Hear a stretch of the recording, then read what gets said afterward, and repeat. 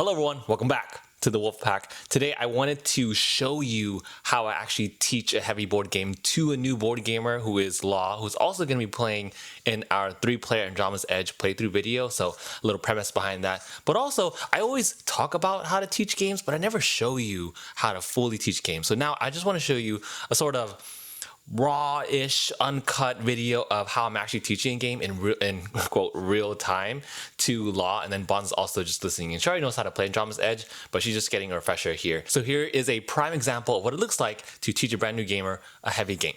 In this game, you're always broke. Oh. Okay, so there's a premise. So we're Los Angeles. we're playing ourselves here. So your goal is to earn the most amount of points by leading your desperate faction to victory. My precog hybrids. Your precog hybrids, which are brand new. These are all expansion factions. Okay. Precog, like in Minority Report? Dude, I didn't see that movie. Oh, okay. I was like, They can yes. see the future. Immediately. Yeah, exactly. So then on your turn, super easy. You have transports. You have 3 of them to start off with. Yes. These are your basic ships. Okay. You're going to take one of those and you can put it anywhere you want. Anywhere you want in Andromeda. What is a board piece? Like the ones with the cards already? Right here. So that's where I could put them. So, for example, let's say you want to place it on this planet. Yes, Okay. Hoth. And then, exactly, because it's an ice planet, you can take one of those moons and then slot it into your player board. You're done. That's it for the turn. That's my move. That's your move. And why would I want to move? Now, the reason why you want these resources is because you're going to use them to spend, which I'll go over in a second. Okay. So your actions are either launch a ship, and launching is important because some cards will say move. It is not a launch. It's different. So when you launch a ship, you activate that region. So I launch and I'm activating this moon. Okay. I'm just giving you a little more terminology because of the gameplay. Yeah. Okay, so that's launching. And the other thing you can do is once you run out of your ships, you bring them all back. That is ultimately how you play the game. Super easy. Okay, so then when you launch a ship, you're gonna take a moon, you can place it here. Your next question was, what do you do with all those moons? Well, to score points in this game, you're gonna gather all those resources and you can turn them in. So if I, for instance, had this moon, it gives me ice and titanium. Okay. So I could either put it here for now, because later on when you have battles and stuff, you can actually take a moon and slot it into any circle. So like this one says, if you lose battle and you put a moon there, instead of gaining a card, instead you can gain ice or titanium. That's the reason why you want to keep it. But if you don't want to keep it, you can turn it in, and then you'll get resources, which are over here. So you can grab these, and I can turn it in for, if it has a slash, it means either or. So I could grab ice. And then, what do you do with that ice? Well, this planet here requires 3 ice for you to do a building. So one big way to score in this game, if you ever get lost, is focus on building developments. So to build a development, you're gonna need a couple of things. You're gonna need ice. You're gonna need 3 types. You need 3 sets of ice. So then you also need a transport here, and then this symbol means you need leaders. So leaders, you start off with 2 leaders already. How do you get your next leader? Well, that's where all these purple places come into play, which are alliance spaces. So you need to know that one for the gameplay too. I need to transport someone in so I could take them home? Yes, exactly. Exactly. So on your next turn, on your first launch, it always has to be unoccupied, meaning no one has to be there, period. If there's something else in there, you can't go to that spot just yet. For your first launch? For your very first launch. Okay. On subsequent launches, your second, third, fourth, whatever, you have to go adjacent to your ship because this ship has a range of 1. And you know that because it has that arrow.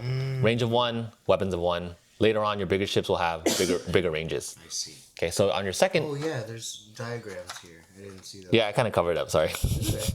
So then you'll take this ship, and let's say you want to get more leaders so you can build up that ice planet. Well, luckily enough, you're here. So then you can grab your leader and recruit them, and now you have 3 leaders. You now have met nearly all the requirements. So you don't have to take it home to get your leader from that space. You mean like if I'm here, I don't have to take it? Like you don't have to, because you said you can launch or you can come bring your ships back. Right. So you don't need to bring your ship back with the leader in it. You can leave does that make sense? What I'm saying? Wait, one more time. So like if I put this here, I automatically get him, but I don't have to move the ship from there. Right, because moving a ship back is a whole nother action. I see. So either you put a ship in, or you take their ship back. That is your baseline action. Okay. So then, going back to this, I want to develop here, right?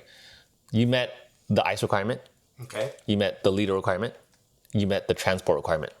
The last thing you need to do, and this is the most complicated action of the whole game, so the rest is easy, okay? The last thing you need to do is actually have a development action, which is this symbol. So you need to somehow get over here. There's a glare. Oh, sorry, this little building symbol. Exactly. 3. That's the next part. So let's say I can't get over there. It's too freaking far. Yeah. So for my next action, I'll go here. I'll grab a planet. I'll grab a moon, and then on your fourth action, you're like, you know what? Hop over. Exactly. But when you return your ships, you do them one at a time. And the reason why is because I want to develop here, for instance. Okay. So I can take this transport, and now you get to slot it into your space station. It starts off really basic, which is Oh, so this is mine. yeah, I put yours on the right because it develops to the right for you. So there's more room. So we'll go in order. The top one are the energy science modules. They're green.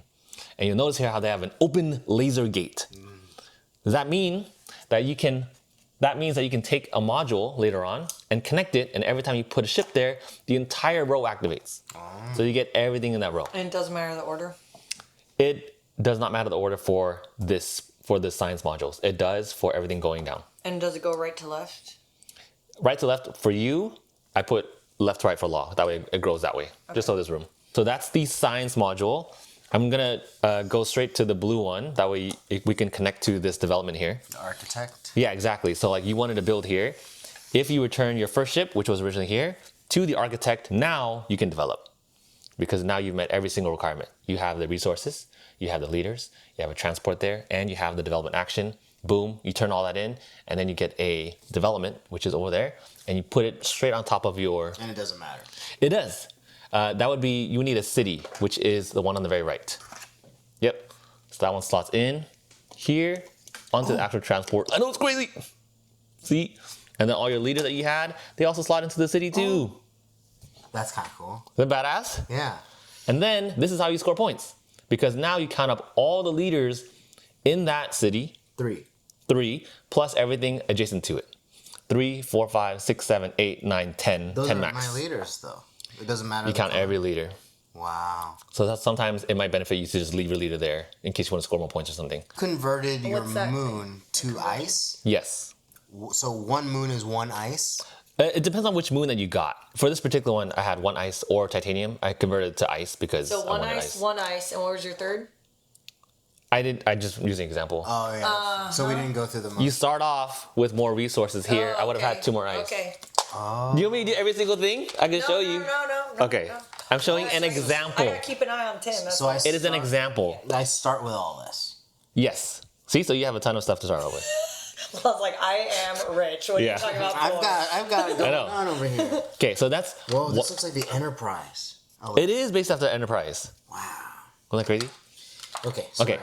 I'm getting distracted. No, you're good. You're good. Okay. Props. So now you know one way to score.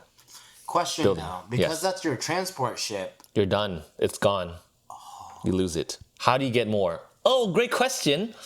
One way you can get it is by going to this brand new area for the expansion called the Innovation Hub. It used to be Innovation called Hub. the Shipyard. For the expansion, it is this one. Okay. It's kind of confusing because it's still prototype, but these slashes means or. So the purple card is an exotech card. We'll talk about it. Or you can turn in a resource because of the question mark to get 2 repairs. Or your question was you can turn in a credit and any other resource to build a ship. To get a ship, Yeah. which So just require, which To just build a unlock ship. one. yes, Because which will that unlock would one. be 2 resources, or the fighter, science vessel, or heavy cruiser, depending on the resources. So let me go in order here. Yeah. Okay. If you wanted to buy a ship, this is one way to buy it. That up arrow. This one. Yes, that brown one. That's one way. If you buy it, which answers Bonson's question, that's the resource you have to pay on top of using this action to return. Okay. Upgrade is the best way to get ships because if you don't already have that ship, you get a free ship. So for instance, you have a bunch of these slots here. Let's say I go to the Innovation Hub, I pay credit and I pay any other resource. I've met that condition. Now I can upgrade a ship for free. Oh, wait a minute. I don't have this badass, giant ass, heavy ass cruiser. This is my And kind of now, class right there. exactly. So now I can take this one, the torpedo hauling ass, And now I can slot it into my station here. Boom. And then. And then wait a minute, you don't have a heavy cruiser out on here. You can now take out your heavy cruiser, which is underneath here. That big ass hauler. Put it on your torpedo hauling ass. Tim really likes that. Yeah. And now you got a free ship. Free? It's free because you don't have it already. So originally you would have just that, right? Yeah. But because this is an upgrade action, this is an upgrade card. So this upgrade adds to your space station, and because you don't already have a heavy cruiser, now this goes on top. So now you get an upgrade and a free ship, which is why you don't really want to buy ships in this game. Oh, You want to upgrade your ships. I see. Yeah, so if you want more Upgrading transports. ships does not remove active ships. Like, I'm not upgrading ships. I'm just getting ships. Yes. So like you don't have a transport upgrade. If you get a transport upgrade, you would get another transport to add on here. I see. Let's focus on the second way to score. Okay. Okay. So the first way is building. Is building. Second way, And it could be any of these? yes, it can be any of these. It just depends on what color you're on. So if I'm on the blue one, I'm building a city. If I'm on the brown one, I'm building a war factory. Green one, I'm building a science vessel. I missed that symbol. I understand. Red one, I'm building an obelisk. And then yellow for space factory. You don't need to know the words there, but Okay. okay. So then that's one way to score. The second way is, okay, I have all this money now. One other place I can go to is these shops, Odessa Odessa? Field or Maximus Field. When you go there, it's really important to look at this symbol, which is the exclamation point. That means an event is going to move forward. This is the third way to score.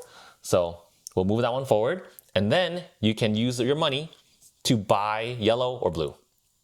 So you look at these modules over here, and it shows you the cost of what you can buy. So then, let's say I wanted to buy a yellow card. It cost me 1 credit. 1 credit, but you gain a credit and an energy. You will, which is cool. So like, let's say I spent 1 credit. I'm gonna take 1 credit. I'm gonna spend it. And then I'm gonna take this yellow module and I slot it into my space station. Yellow to yellow, brown to brown, green to green, Okay. right? And then as soon as you buy a yellow module, you can now go up the yellow track, and that's one way to score. So if I'm green, green would now go to 6, and now you're gonna score 6 points at the end of the game for that. Yeah. So development score To add to whatever your score is. to add to your final score. There's like 6 different ways to score. So this graph or section right here just tracks those transactions, Yes. not my ship stuff, not my building stuff. Your buildings add to it because when you build your buildings, you would actually go up too. So like my city, I would actually supposed to go up for that So one you'd too. be at 10. I would just be 1 more. It would increase by 1. So since I built this city, it would increase green by 1. I see. But your points though, because of all the leaders, would be 10. You still get 10 max. It's separate points. I see. Yeah. Okay. So are we good so far? Do you want to just start playing or you want to learn the rest? I wouldn't mind starting playing, Okay. just to See how it is? see how it flows. Could I at least know what this guy is? I like holding his hand. That is the cosmic frog. He eats planets. Cosmic Frog? He eats It's a planets. planet-sized frog that eats modules So in this case. cute. Is that cool? Yeah, I like his little hand. Yeah. He almost looks like he doesn't belong in the game. Yeah, Yeah. yeah. I Like thought he he was was just like like, a toy you had. yeah. Yeah. And It he was does. like casually standing here. I hope you all enjoyed that and learned a thing or two. So it's pretty cool. I love when I'm teaching new gamers, they have this back and forth going. They have questions that they're already anticipating, which just shows that they're really interested in learning the game. And that's like the best feeling. But overall, it is not an easy task. So I know that it can be overwhelming sometimes, but take it step by step. And at the end of the day, as long as the person you're teaching is open to learning, it's going to be a breeze. So you got this. I am rooting for you. And if you made it to the very end, go ahead and comment. Go to comment practice because that's what it is. This whole teaching process, it takes practice. Thank you all so much for watching, and I will see you all tomorrow.